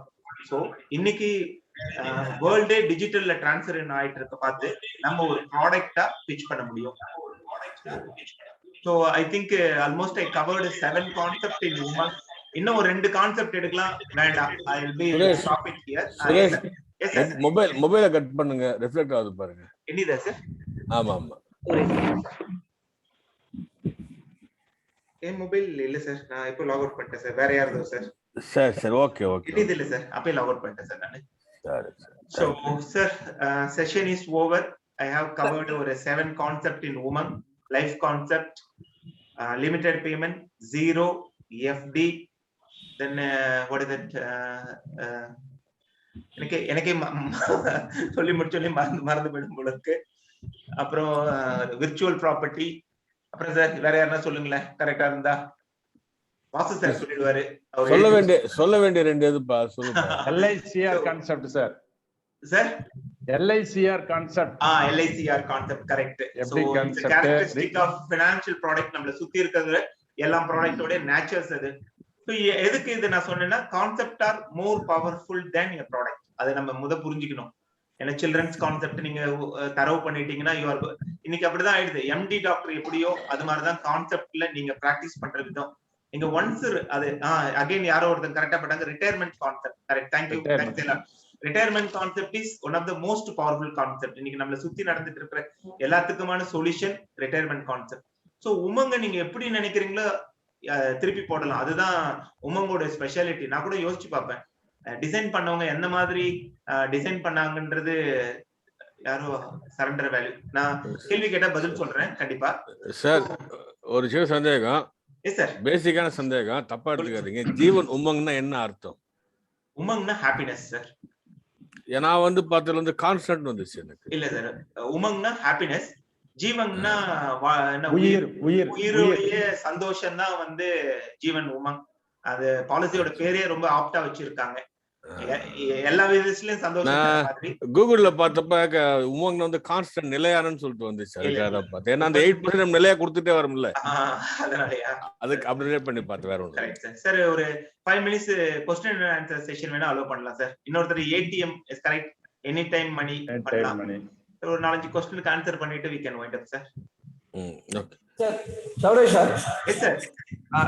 NVM அப்படின்ற ஒரு இது இருக்கு பாருங்க. அது அவரே அட்மிட் பண்ணிக்கலாம். அன்மியூட் பண்ணிட்டு சார் அவரே அட்மிட் பண்ணிக்கலாம் சார். NVM sir. ஆமா, நம்ம தில்லி ஞானம்பேட்டை முரளி பேசுறார். சாமி சார், உங்களுக்கு ஒண்ணு கட் பண்ணுங்க. முரளி சார் உள்ள வந்துட்டாரு. Sir Murali sir, good evening sir.